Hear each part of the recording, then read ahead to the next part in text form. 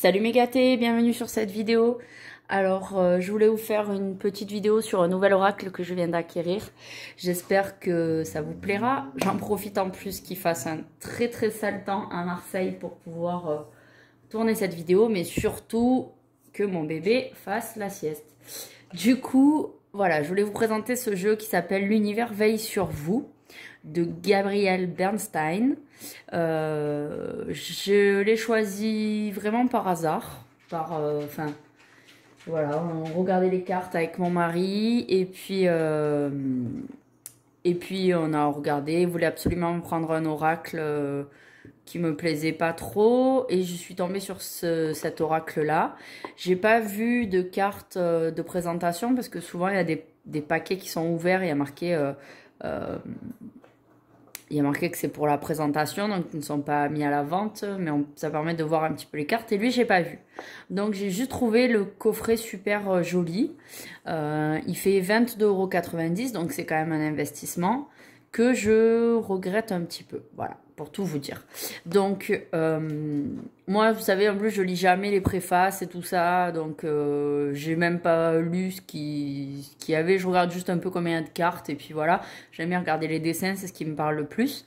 Et du coup, arrivé à la maison, j'ai ouvert le petit coffret. Et je me suis rendu compte que il n'y a pas de livre. Voilà, c'est un coffret où il n'y a que des cartes.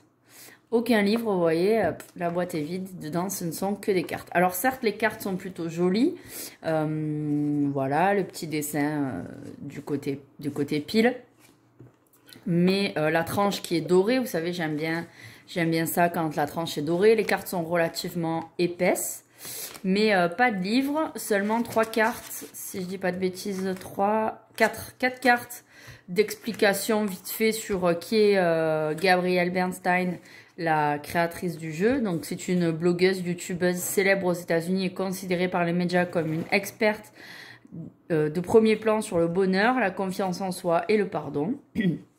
Elle apparaît régulièrement sur les plateaux de télévision et assure également une émission de radio.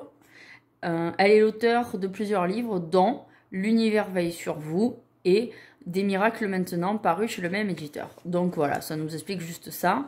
Une petite préface pour nous dire que le jeu, elle est contente de faire un jeu pour nous. Une carte qui ne sert absolument à rien avec les droits, patati patata. Et une autre carte où on nous répète encore la même chose. Et on nous parle aussi de Michaela Ezra, qui est la illustratrice du jeu.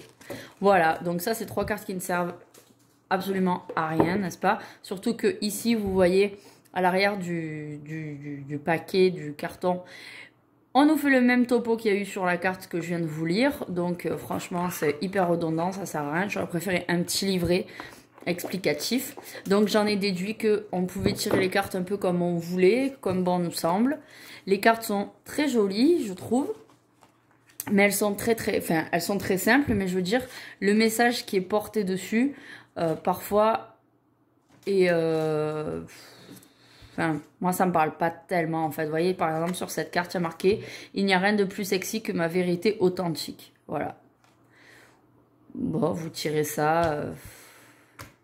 Ouais, je sais pas. Peut-être que vous, en regardant la vidéo, ça vous parle, mais moi, sans plus. Par exemple, ici, à chaque instant, l'univers conspire à m'apporter des pensées positives et de l'énergie d'amour. Donc, en fait, il y a marqué que c'est un oracle à mon goût. C'est pas vraiment un oracle, c'est plutôt des leitmotivs, vous voyez. Je pense qu'il faut plutôt faire ça. En fait, en définitive, il faut mélanger le jeu et tirer une carte par jour. C'est mon avis, hein, c'est moi qui vous donne cette technique-là, mais il faut tirer une carte par jour le matin quand vous vous levez et vous répétez ça comme un mantra. Je pense que c'est plus judicieux plutôt que de s'attendre à tirer les cartes et avoir des réponses parce que c'est pas vraiment des réponses, enfin c'est pas du tout même des réponses angéliques. Voilà, je sais pas. Je suis très mitigée, c'est un joli jeu. Sur ça, il n'y a rien à dire. Je trouve le jeu très beau.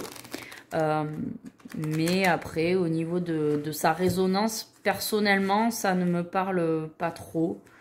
Voilà, hop, il s'est retourné sur une carte. Lorsque j'accepte l'amour de l'univers comme si il était mon premier enseignant, je suis toujours guidée par la lumière.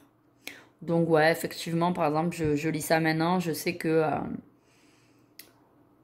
qu'aujourd'hui, très certainement, il faut que j'accepte ce qui est.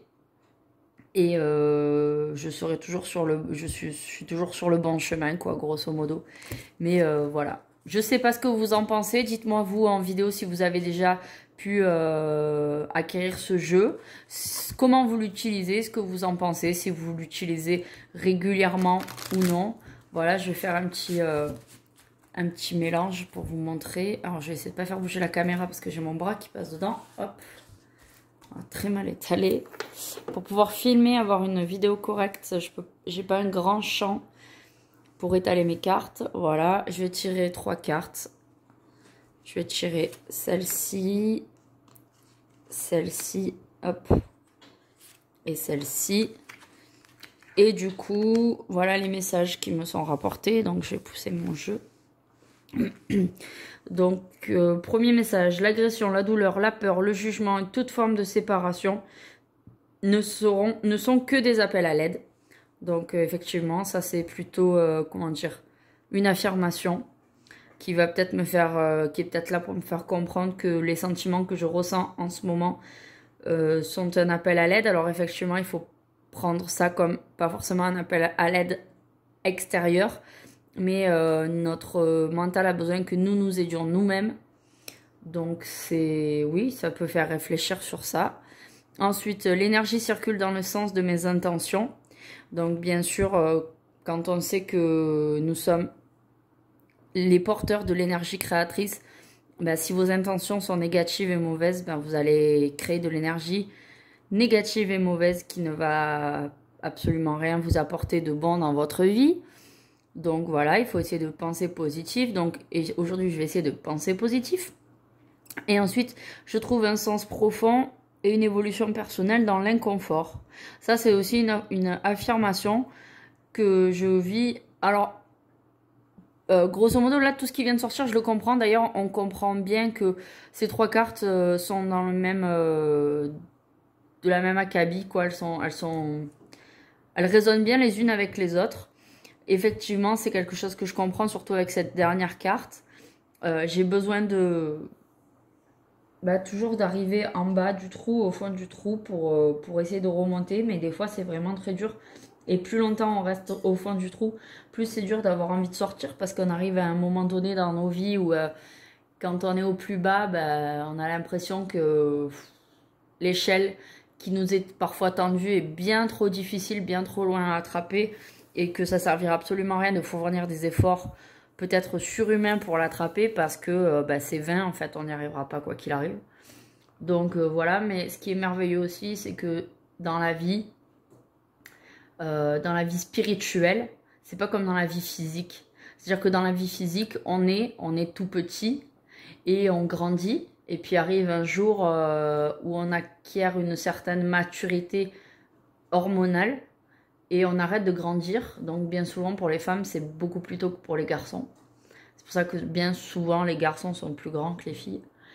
Mais ce qui est merveilleux, c'est que du côté spirituel, on est tout petit et on grandit toujours, quoi. Il n'y a pas un moment donné où on peut plus grandir parce qu'on est arrivé au bout de ses limites.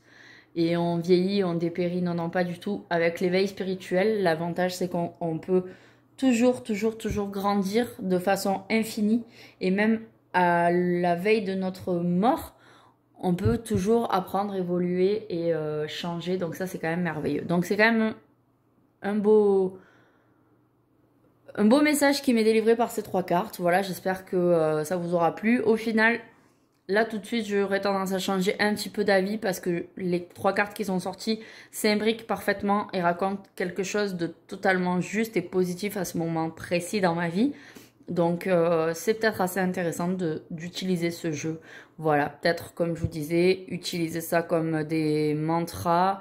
Effectivement là, ces 3 cartes ne peuvent pas être utilisées comme des mantras, mais voilà, je sais pas. À vous de voir ce que vous en pensez. Voilà, je vous fais de gros bisous et je vous dis à très vite pour une nouvelle vidéo.